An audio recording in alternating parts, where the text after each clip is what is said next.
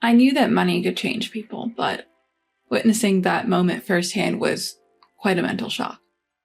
After all, the moment they found out I inherited a fortune, both my once kind ex-husband and the ex-in-laws with whom I had a moderate relationship changed. Or rather, it might be better to say they revealed their true selves. In the end, a lot happened. We divorced, and my in-laws became strangers. But I hear rumors that their household is still in a chaotic mess. Years ago, my mom's sister, my aunt, who passed away, was a typical career woman from her youth and even dabbled in investments. My mom used to say that she seemed to have considerable assets. Even so, I never cared about how much money my aunt had. I would just nod and say, "Oh really?" when it was brought up. My aunt never spent her money recklessly. She was careful, spending only what was necessary and cutting back elsewhere. For example, she cooked for herself but used ordinary supermarket ingredients, or bought only a few quality clothing items to wear for a long time, instead of buying whatever she wanted. I admired and I liked my aunt's values, but there was a strong notion back then that women who earned more than men weren't attractive. She was often looked down upon and prejudiced by relatives. Also, there was a fixed idea that a woman's happiness was in getting married and having children, so my aunt, who was neither married nor had children, was treated like an outsider. But she never let unkind words get her down. She was confident and let people talk as they liked. One day, when I was visiting my aunt, she suddenly said to me, "Hey, if I pass away, I want you to be the inheritor," while we were relaxing on the sofa having tea. It was so unexpected that I asked her what she meant, and she explained, "I'm not married and I don't have children, so no one will inherit my wealth, but I don't want my money to go to those who have looked down on me and ridiculed me. Of course, I will prepare all the necessary documents for inheritance, but I want to make you the official inheritor," she said, smiling but in a serious tone. As for me, I casually accepted, thinking it was fine since she was only in her 40s at the time and it would be 30 or 40 years before she would pass away. It felt like a distant future. And I had no real understanding of inheritance, being a high school student. Honestly, I thought what my aunt told me was a joke back then. Time passed, I got married, had children, was busy with work and parenting when my youngest child graduated and started working. I heard from Mom that Aunt's health was failing. I rushed to the hospital where Aunt was admitted, and there she was, looking lively, saying, "What? She told you I'm well?" That's such an exaggeration. I'm sorry to worry you, but it's just a checkup. Look, I'm as fit as ever. With her unchanging smile, my aunt answered like that. At that moment, I felt relieved, thinking everything was fine, but in reality, Aunt's condition was not good, and she was just pretending to be well so as not to worry me. As evidence, Aunt started going in and out of the hospital several times afterward. Every time the children and I would visit her in the hospital, and although we'd meet with Aunt, her health clearly weakened as the days went by. Her cheeks were sunken, her arms and neck had thinned, and she almost looked like skin and bones. But she never stopped smiling and acted brightly, and I thought she was truly a strong person. Because that smile was the same one I knew from my childhood. I even thought a miracle might happen, but in the end, Aunt passed away. Afterward, we had a funeral with close family only, but the feeling of regret was strong. I thought I should have spent more time with her instead of using being busy as an excuse, or I should have made memories by going out together in various places. I know it's too late to say such hypothetical things after she's gone. The children were also fond of Aunt and respected her, so they were depressed that they couldn't talk to her anymore like me, and it was painful to watch. A few months after Aunt passed away, when I still couldn't sort my feelings, my husband came home from work and handed me a legal-sized envelope saying something had arrived. Wondering what it was, I checked the sender and found it was from a law firm, and I panicked a little, thinking, what is going on? I don't remember needing a lawyer. Have I been involved in some crime? I thought, and nervously opened the envelope to check inside. There I found information regarding Aunt's inheritance. At that moment, I realized that what Aunt had told me that day was serious, so I contacted the law firm to hear the details. That lawyer was an old friend of Aunt's and seemed to have been entrusted with her property and inheritance after her death. When I heard Aunt's total assets, I nearly fell over, because it was not just a few $1,000,000, it was over $400 million. I panicked again, and after hearing from the lawyer, I called Mom, who casually answered, "You know, it seemed like your aunt wanted you to be the heir. She consulted me after you graduated high school, so I told her if the two of you agreed, it's fine with me." I was shocked by this too, but since the amount was so large, I was confused about what to do with such a huge sum. But Mom said in a carefree manner, "Since your aunt made proper documents for you, you should gratefully accept it or you might be cursed." I blurted out, "Aren't you going to inherit anything, Mom?" Inheritance can be a hassle, often causing fights between family members. You probably don't know, but one of Grandma's siblings died a long time ago. It seems that person had some inheritance, but they didn't leave a will. Because of that, siblings and their children were fighting over the money, yelling every day. But your aunt left proper documents for you, right? So there's no need for me to get involved. Just be careful with your husband's parents, though," she advised, sighing as if recalling those times. Hearing this, I said, "My husband will be fine," but I never thought that Mom's warning would later become reality. A few days later, my husband seemed unusually restless. He asked me, "I got some papers from the lawyer's office. Is it about an inheritance?" I wondered how he knew, but since I had no reason to hide it, I honestly said, "Yes." His eyes sparkled and he asked, "How much did you inherit?" At that moment, he had this sly grin and I had an uncomfortable feeling, so I casually misled him by saying, "Oh, about $10 million or so."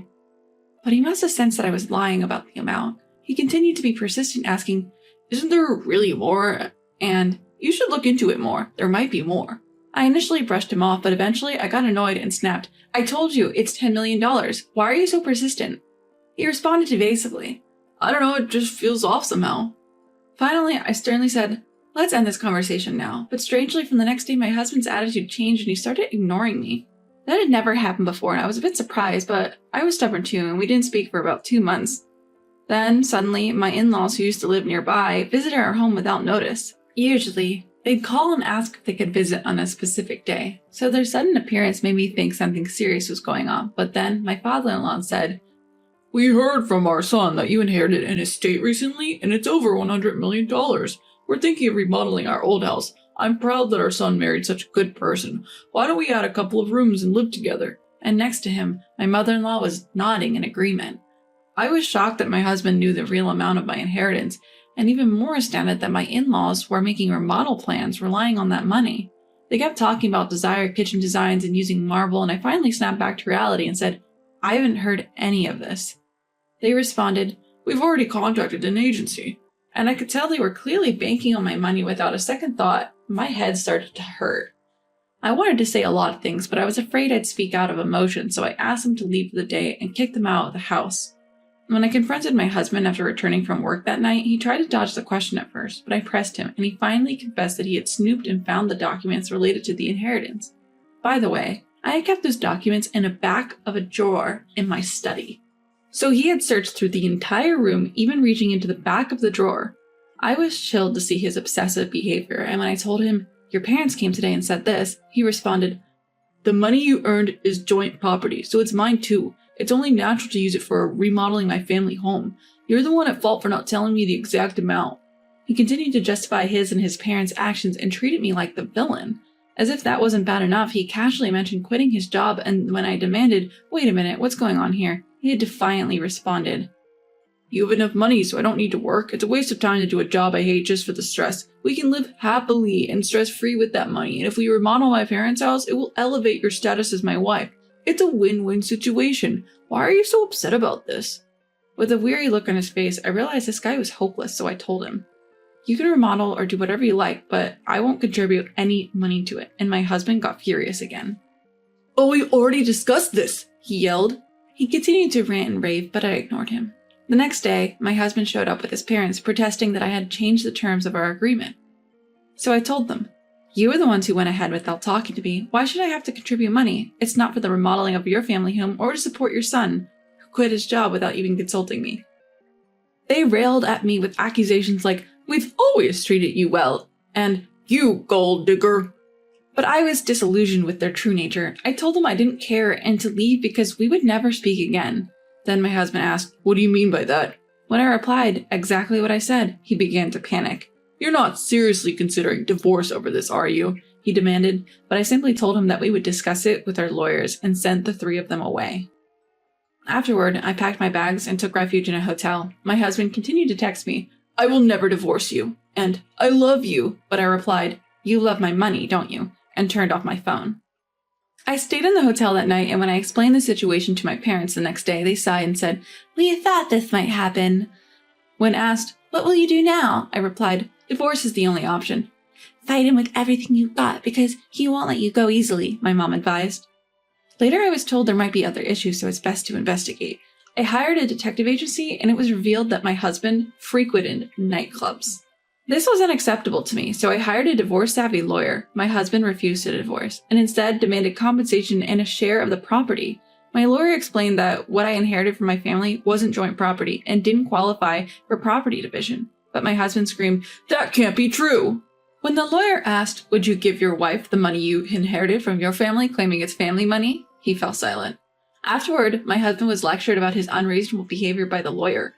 In the end, he was nearly in tears, insisting that I pay for the remodeling, but of course that argument didn't hold water and my husband slumped in defeat. Later I found out that the remodeling paperwork had already been done, and that I'd offered to pay for it, signing a contract for the remodeling of my husband's family home in his name, and he seemed to have been very particular about it, and the total cost exceeded $10 million. So it seems he was worried that if he divorced me, he wouldn't be able to pay that money. So whether we divorced or not, he said there was no reason for me to pay. But even after that, he kept pushing, trying to negotiate, saying, "They don't want you to pay half." But when my lawyer threatened to sue him for harassment, he finally gave up. But my in-laws didn't seem to give up, and they attacked the family home. Finally, they raised a hand against my father and destroyed the potted plants outside before fleeing, so we reported it. Afterward, they even lashed out at the police who came to ask about the situation and were taken away. Of course, the whole neighborhood heard about this, and even after being released, the rumors persisted. Because I casually mentioned it to some gossip-loving neighbors, the greedy nature of my husband's family became widely known.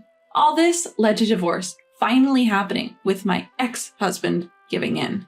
But even after that, I kept receiving messages saying, "I still love you. I want to start over." So I asked my lawyer to issue a restraining order, but that doesn't last a lifetime, only having effect for up to 6 months, and it doesn't seem like he's the type to comply with it, so it's scary to think that he might get angry and stab me or something. So I decided to move with my parents. I felt sorry for my parents who had to leave the place they were used to because of me, but given the circumstances and with the world being a dangerous place, it had to be done. Afterward, we moved almost like running away, and once things settled down, I informed the children. Of course, they were surprised, but everyone sympathized, saying it couldn't be helped. After that, life went on without any particular problems, but eventually my bad feeling came true. My ex-husband ignored the restraining order and was seen lurking around my former family home, and a passing police officer found it suspicious and stopped and questioned him. That's when a small knife was found in his pocket, and he was arrested. When asked, he said, "I wanted to talk to my ex-wife." And when I heard that from the lawyer who helped me during the divorce, it gave me the chills. If I had been optimistic and stayed at my parents' house, even after issuing the restraining order, in the end, since there were no injuries, it seems my ex-husband was released early, but I became too afraid to even approach where my old family home used to be. Since then, I didn't know what happened to my ex-husband for a while, but a friend living near his family home told me that they can hear yelling almost every day from his remodeled house. It's mostly about money. "You're the one on the paperwork, so you pay." Or, "It's our parents' house, so they should pay." They apparently hear quite clearly.